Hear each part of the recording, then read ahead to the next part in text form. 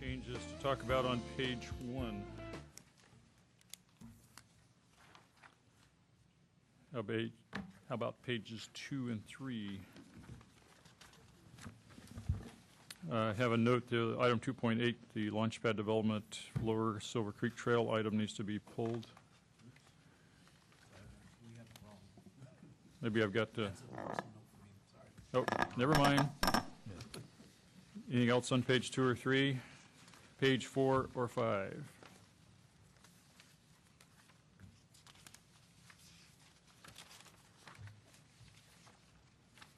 Page 6 or 7?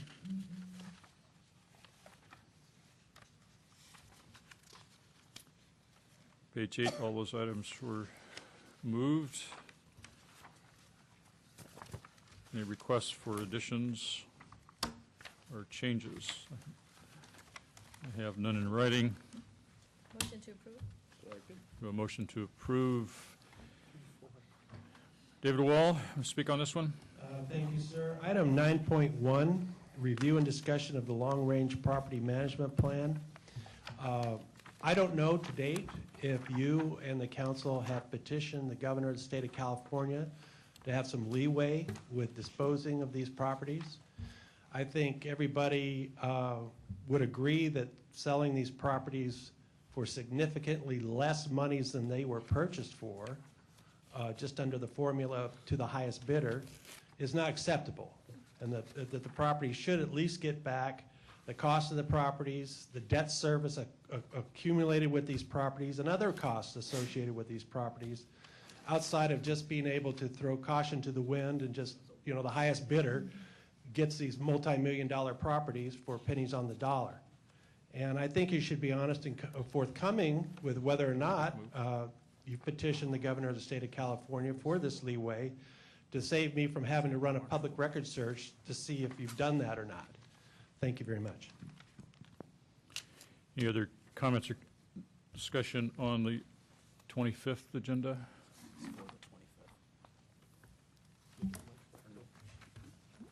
Give me 1 minute here. I'm trying to find one. The Guadalajara Sister Cities item? Yes. What agenda is that on?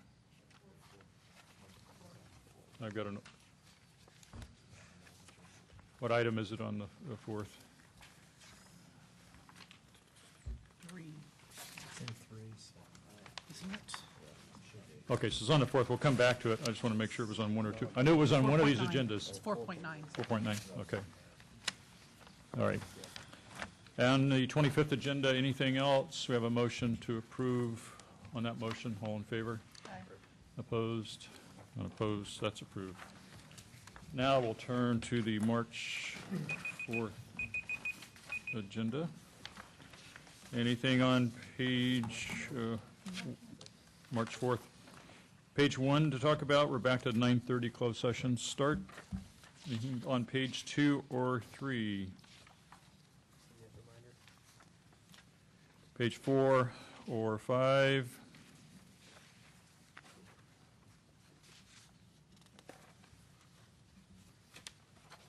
Page 6 or 7?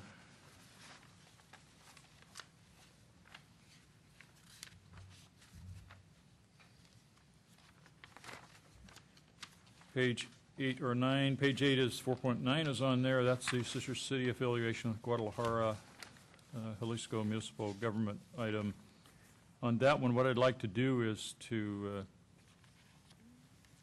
take item C having to do with Veracruz and set that on a different agenda. It really doesn't have anything to do with directly with the Guadalajara item. I think they ought to be considered separately. What I would like to do is have the staff consider all of the sister city relationships and see if there's anything else that we need to deal with, and then bring it back to the council, bring it back to rules, and we can get it on an agenda. Yes, very good. So for the time being, dropping this item C would be Drop fine. C and return. Anything else on page 8 or 9? I have no requests for ads, at least not written. Anything else? David Wall? With reference to item 3.3, the library parcel tax, As the ballot language is written, and I'll quote just a portion of it, shall the city of San Jose continue its library parcel tax for another 25 years, subject to independent annual audits and citizen oversight, with no change in the existing voter-approved tax rate formula, ? Close quote. I was around when Mayor Hammer put this out years ago in the 90s about Measure E, and it was $10 then. But this 25-year period, Mr. Mayor, a lot of things happen in 25 years. For example, a lot of people who voted for this are probably dead or moved away. And so taxpayers really don't know what people were thinking 25 years ago with reference to this formula. So I think that this is a very significant and objectionable way of putting it forward. Now, it is postulated that the dead do vote in this city, okay? I mean, we hear it all the time. But this issue about not knowing what the formula existed 25 years ago, and also how Measure E funds have been interpreted to be used over 25 years, has a unique application to the next 25 years, which I probably won't be around due to my advanced age. So I think as it's written, this, the measure should be rejected on its face because it's vague and ambiguous. Thank you. Thank you. One more comment on the sister cities things. You think back to rules in a couple of weeks to consider putting any action on the council agenda? I'd certainly talk to staff about that. We didn't discuss a time frame, so I'll set Okay. that in motion. Anything else on the March 4th agenda? Motion to approve. A motion to approve changes on the motion. All in favor? Opposed? None opposed? That's approved. Anything to talk about under upcoming study session agendas? How about legislative update? Betsy Shotwell's here if we have any questions, but she doesn't have anything to add. Meeting schedules, public record. Anything a committee would like to pull for discussion off the public record? Mr. Wall? Sir, of all my time period at rules, item B is probably the saddest letter I've ever seen. And I think you as an academy graduate, sir, of one of our armed forces training schools, this is written by a commander, retired commander of the United States Navy, about his son, Second Lieutenant Terrence Murphy, who, by his proper upbringing, was accepted to West Point, graduated, and somehow died after a 5-mile run on the morning of January 14th. This letter was in gratitude to the San Jose Police Department and Fire Department for meeting the casket out at the airport and transferring it to his family. I think the city of San Jose should do a little bit more to encourage and also recognize and support the duty of this fallen veteran and to comfort his family in whatever ways possible. And as you as an academy graduate of the Air Force Academy, sir, I think that there's a special kinship with West Point and Annapolis and the other academies. With reference to items C and D, dealing with water pollution control plant, the dewatering issue we'll discuss later in today's program. And of course, the appointment of a manager with absolutely no experience to the South Bay Water Recycling Program is one of the more atrocious administrative appointments to date. And it should be looked at and scrutinized. Thank you. That concludes public comment on the public record. And is there a motion? Motion to note and file. Motion is to note and file the public record on the motion. All in favor? Opposed? None opposed. That's approved.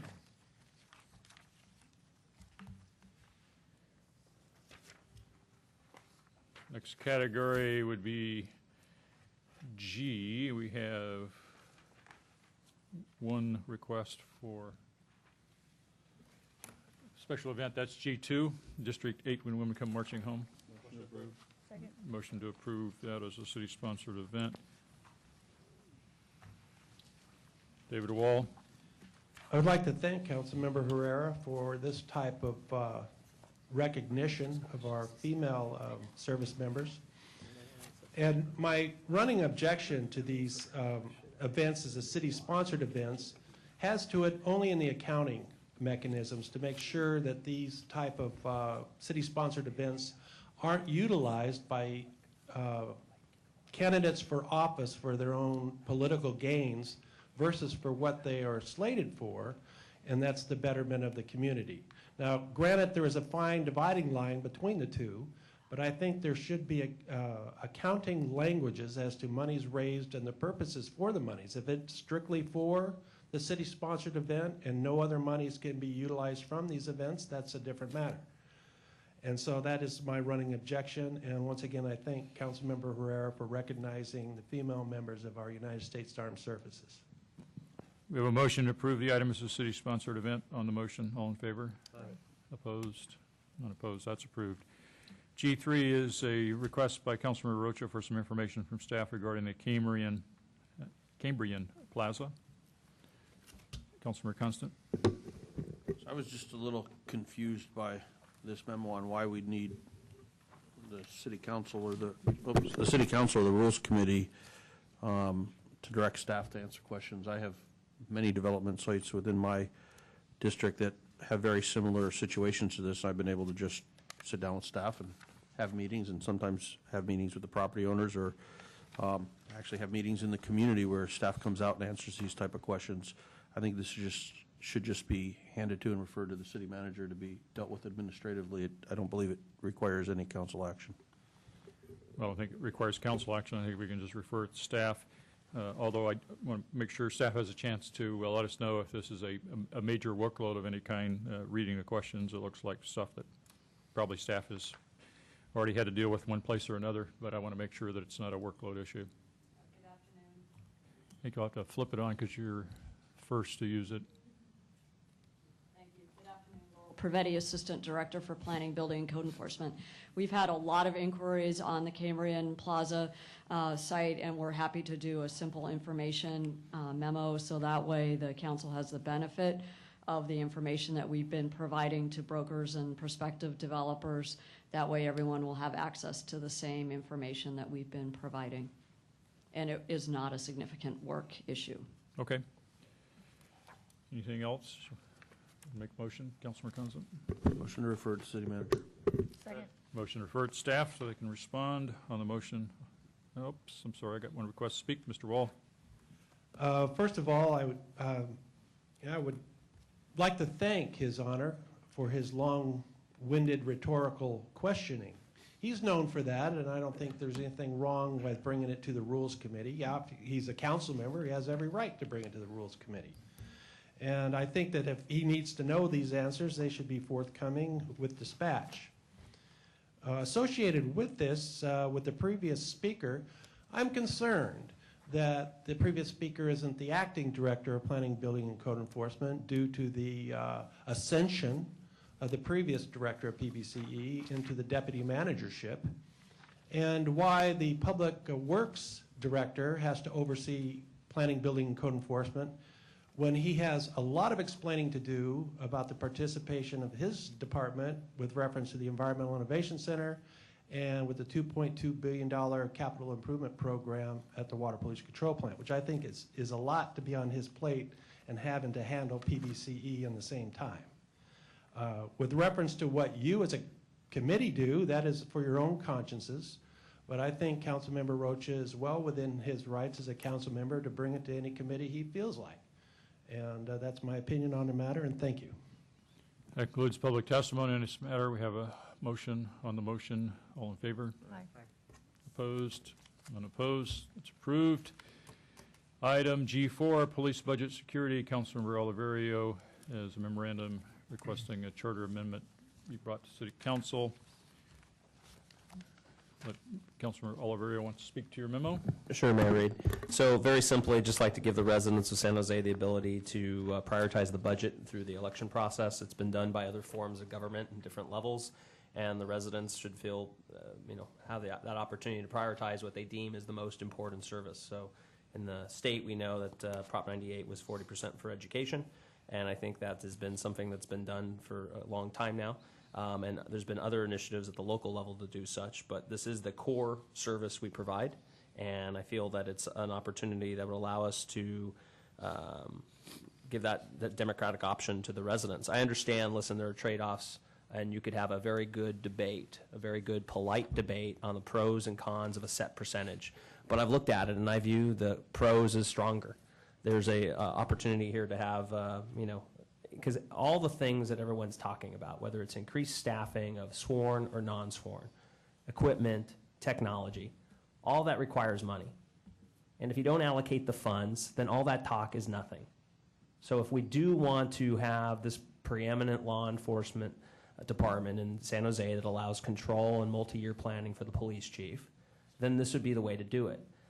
This has really come in motion after we had our study session. It looks like, from my vantage point of reading where the votes are going to be, that we are very inclined to put a general sales tax increase on the November ballot that will be spent on anything. And the only thing that legally hinders that funds of budgets to go to the police is a charter amendment. So if I didn't think we were putting a ballot, I probably wouldn't be proposing this. And I've actually wrote 2 articles on this topic back in January 2012, but we've never come to this point. Now is the point where we're going to look at putting this tax increase on there, and it's going to be tough to support knowing it can be spent on anything. Granted, some of it will be spent on police, but that percentage is not guaranteed. And so my memo gives plenty of background and the thought process that goes behind it. And I think this is just, again, for the final statement is you can't talk about doing things to the department, adding it or augmenting it, unless you allocate the dollars. This is the only thing that will allocate the dollars. Thank you. I'm not going to support putting it on the ballot or the council agenda for March 4th. I think this is a budget debate, the budget discussion we have every year about how much money to spend on any department. This would represent a significant shift, probably in a ballpark of $100 million from other departments into the police department. The results of that would be pretty horrifying in some of the other departments. I also don't support it philosophically because budget by ballot box is just a really cumbersome, very difficult way to do it, tying the hands of the elected officials that have to make the decisions on those trade-offs every budget cycle. It's just not something that I think should be done. And then the other problem I have with this is that if you look at the last decade, we've increased the budget in the police department by nearly $100 million, and yet we have less police officers than we had 10 years ago. And that's because the costs have gone up dramatically, and we have to continue to stay focused on the costs, controlling those costs. Otherwise, we just put money in there, and we still don't get a bigger department that we've already said we wanted to do. So I'm not going to support moving this forward. Councilmember Constant. I don't philosophically differ than you, Mayor, on a number of the points that you made, but I think that this issue deserves a little bit more debate. As you know, I'm very firmly against a general purpose tax increase because I think that we all too often promise that it's going to go towards core services, and then the dollars don't actually end up there, and it's not the fault of staff or any one person in particular, but it's a fault of a process that is a very political process that's subject to a lot of outside influence and pressure. I think that we have to look at the fact that we are going to need to get our police department back up to a significant number. We can all argue whether that number is 1,000, 1,200, 1,500, 1,900, whatever the number is. But we do know, the one thing we do know, no matter what that number is, we don't have enough money to do it now. I also recognize that I don't think dollars are actually our problem right now, because I know we're not up to full strength and we're not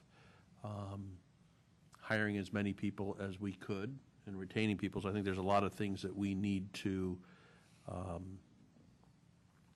discuss and deal with in a more holistic fashion. But I think as we're talking about any potential tax increase, if it's not a special tax that's going to be dedicated to core essential city services, then I couldn't support it without something like this, just like Pierluigi just said, because I think it's easy to say you're going to spend money on public safety, but it's much more difficult to do. And personally, I think we have a couple of other core needs that need to be bundled together if we're going to do a special tax. So I just say that to say I'm neither for nor against right now, but I think we definitely need to have more discussion than what we had at the study session when it comes specifically to what we're going to do with a new revenue measure and how we're going to spend that revenue going forward, because I am one of those, quote, those guys. Vice Mayor? Thank you, Mayor. Wanted to thank Councilman Oliverio for bringing this memo forward. This is not the first time we heard this issue. Actually, he alluded to earlier that he talked about this, and I've read some of his work on this issue, so I know that he's very passionate about it. But I think the mayor has a point on this, in that I think that this is a budget discussion, and we should be able to talk about this at the upcoming budget sessions that we're going to have in April and May.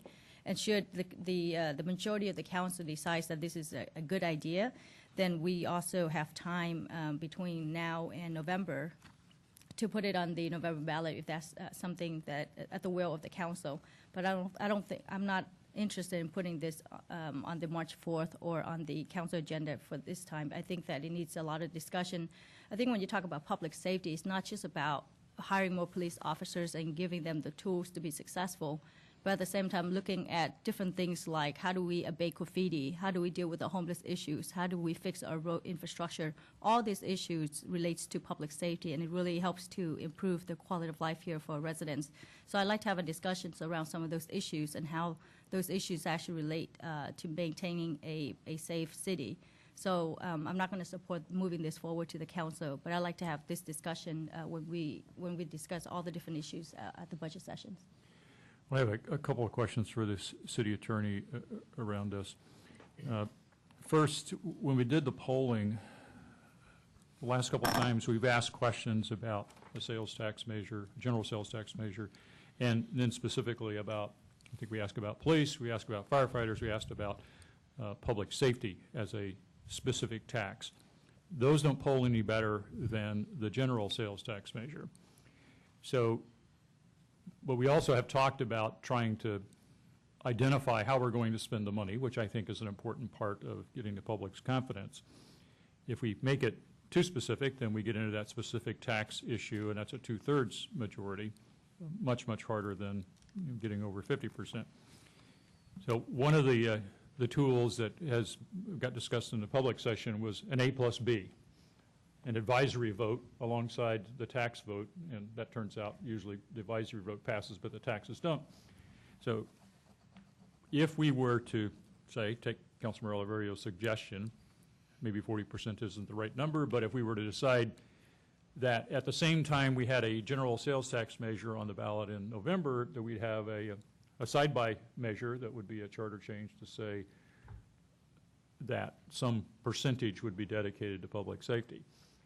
Is that too close to a special tax that we have to worry about going over that line and getting a 2/3 vote? I mean, it's, I don't know if we've ever seen that approach before or not. With the caveat that I'd probably want to do a little more research, I think just on off the top of my head, to the extent you link the tax, the specific tax to a percentage, you run the potential problem of creating a special tax.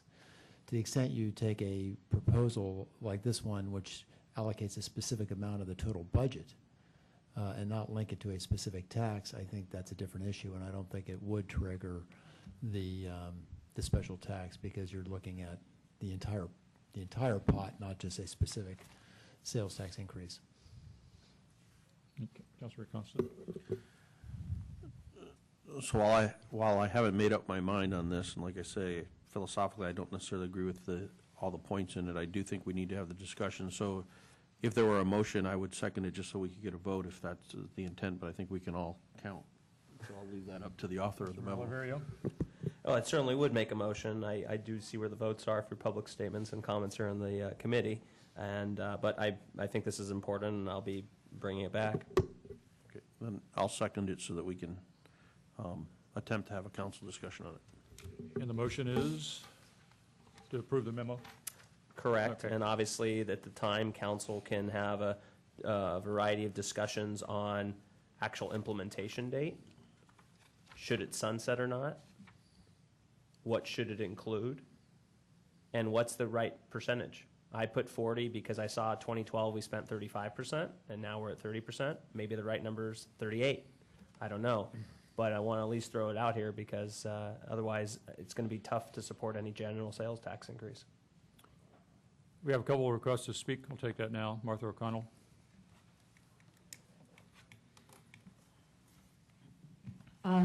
Pete took the words right out of my mouth. I'm undecided. Councilperson Oliverio, I think that you are one of the most intellectual members of the City Council, and I respect you tremendously.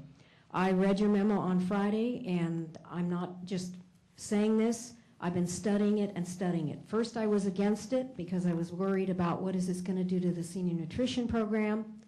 Then I read it again, and I said I'm for it because I continue to be troubled by any government that talks about tax and spend instead of budget and save. So I support the motion on the floor because I think the whole council needs to weigh into this. And I agree with the comments that unless we start giving specific direction toward portions of our budget, it's not right to talk about a general sales tax increase. David Wall. Sir, I always like innovative methodologies put forward to fund police, but we've forgotten about the fire department. The bigger issue here is this model, along with the model that Councilmember Campos has positioned, is not correct, is not long-term sustainable. The attitude has to be to move public safety, police and fire, off of the general fund and to create its own funding based on an annuity. Now, you can use your sales tax initiative, Mr. Mayor, you're an outstanding lawyer. You can create language that creates an ironclad contract with the people that councils can't come in and unilaterally change to come with these sales taxes to act as a seed source, a continual seed source into funding annuities so you can move police and fire completely off of the general fund. Now, this does not preclude the necessity to continue using the general fund to augment police and fire services until such a time the amount of money in the fund is significant to take care of the financial needs of the police and fire in perpetuity. Now, this includes step increases, promotions, retirement benefits, health care benefits, all the costs associated with public safety. So it's unique to see that during an election year for mayor, the epiphany, the deathbed changes that occur for public safety, it's just astonishing when you think that all the years that people have had sitting on those high thrones of decision making, it comes down to that last grasp of, political breath before either promotion or demotion, that such products come before the public's eyes. And we also note in closing that this also references with G3, a previous thing. We have council member coming up with a, thank you. Includes public testimony. We have a motion to put it on the March 4th City Council agenda. Further comments on that motion? All in favor? Aye. I count 2 in favor. Opposed? 2 opposed. Motion fails to move. Take no action. We'll move to item G5.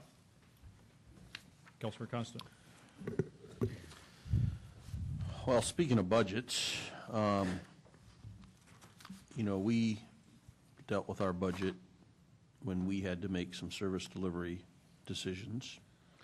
And we did it because that was our charge, and we did, as a council, made some very tough decisions, and some of them were probably less popular than stopping delivery of mail on Saturdays. And we didn't have a bunch of outside government agencies sending us resolutions. Yes, we did. Well, they didn't influence my vote because I think they should have kept their nose out of our business, and I honestly think we should do the same thing in this particular case. I think that, number one, it's not our place to tell the Postal Service what to do. Number two, I think if you go to the fourth whereas, there's some claims here about doing harm to specific groups of of people, and I don't know if there's any evidence that those harms would actually occur. We don't have rural communities, so that really shouldn't even be in our resolution if we were going to pass a resolution like this. But as a small business owner for 20-plus years, I can tell you Saturday mail delivery wouldn't have affected my business at all. And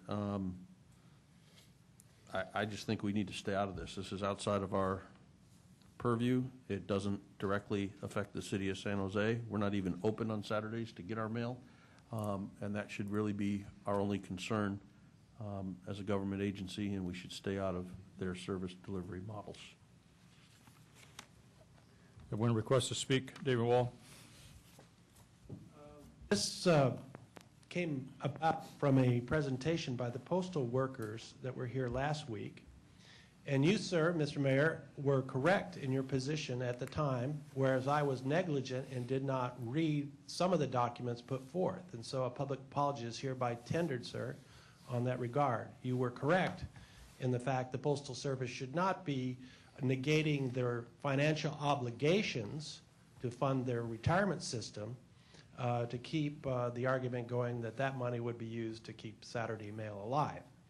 And I think that this lesson that you espoused a week ago is correct and is flowing from possibly the experience gained from reviewing how the city of San Jose has dealt with their unfunded liabilities and the epiphany of change in that regard.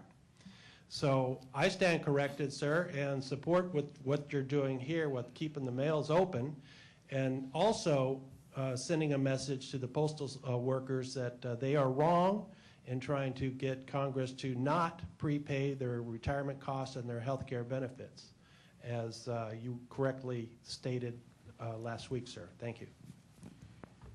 That concludes the public comment. Other comments, questions, committee? Vice Mayor. Yeah, thank you.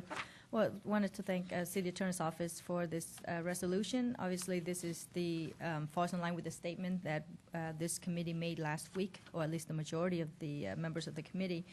This is a very simple resolution, just stating that we support retaining Saturday mail service by the United States Postal Service. And so with that, there's really nothing about the financial state of the postal office that, is listed here in this resolution. So I'm going to support this, and I make a motion that we bring this to the full council for discussion and a vote. I'll second the motion. Further discussion, Councilman Constance? So can I just ask if the city manager knows how many city facilities are open to receive mail or send mail on Saturdays to be affected by this as an organization? I do not. Could certainly find out. I can tell you it's very, very, very few. There's always somebody here working, but I don't know that they're getting mail service. No. Mr. Mayor? Councilmember Yeah, I Rivera. just view this as the role of Congress and the Senate. This is the post office as a federal entity, and they're the ones who should be making these decisions, as much as I don't want them to make decisions on my local uses. Okay, well, I don't think you ought to be not paying their pension and health care obligations, and I recognize that if we keep the Saturday mail service, it probably means an increase in cost of mail. I think it's worth doing that, even though we don't say that in here. I recognize that's one of the alternatives. So I'm okay with taking a stand on behalf of our Saturday service because it affects our city directly, not necessarily the city of San Jose.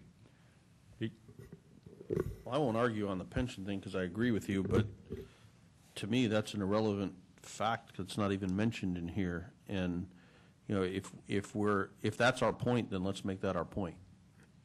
But that's not the point of this. And, I know I missed the discussion last week, but. You didn't watch the. No, I really wasn't that bored. Fortunately, the Olympics are on. That kept me busy. So, and I would love to see some support for these claims of harm if we're going to move forward. That sounds like it's not going to move forward because I think there's. Oh, yeah, that's right. only I a forgot, couple of I votes forgot here. to count. All right, we have a motion to put this on the council agenda, move it forward on a motion. All in favor? Aye. Aye. I count 2 ayes, 2 noes. Okay. we take no action, so 2-2 vote. Item G, we're done with the Gs. I think we're done with everything except the open forum. David Wall. Is a compilation of documents, 3 of which apply to the water pollution control plant. One, Mr. Mayor, is from a division manager. It's an email from Joanna DeSas. She's a very valued member of water pollution control, in reference to the explosion that occurred at Building 40. Now, it was poo-pooed as just a mere arcing event at TPAC last Thursday. Fine. Okay, I beg to differ, and there's other information that will be forthcoming.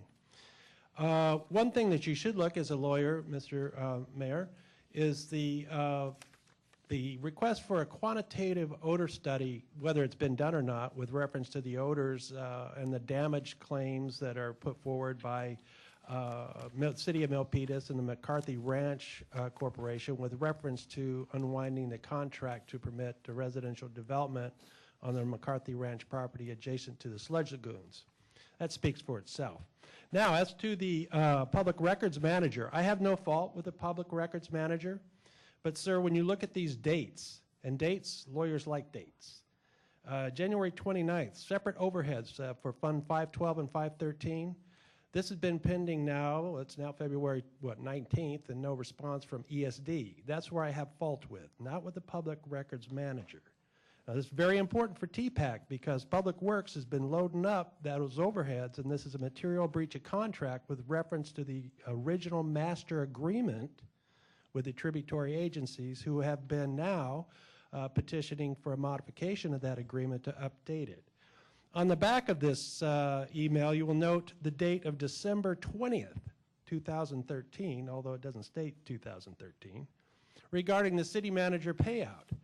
Now, I have a request in. I was just curious to find out what her sick leave payout was. And, oh, thank you. Jeff Bedolla.